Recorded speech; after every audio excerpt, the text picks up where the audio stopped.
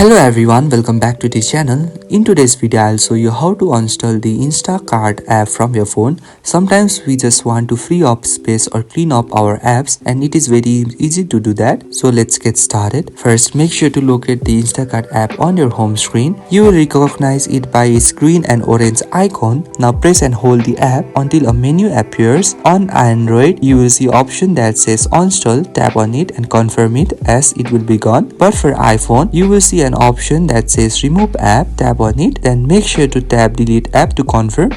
And again it will show a message regarding the deletion. Tap delete, and just like that, Instacart app is completely removed from your phone, which only takes a few seconds. And there you go. Whether you are on iPhone or Android, installing Instacart is quick and hassle free. This helps you to keep your phone organized without making any differences. Always remember that if you ever want the app back, you can just download it again through the App Store or Google Play Store in just a minute. So there is no risk, as it is very flexible where you can install and uninstall it. So if you find this video helpful, please do not forget to like and subscribe to the channel. Thank you for watching, and I will see you in the next video.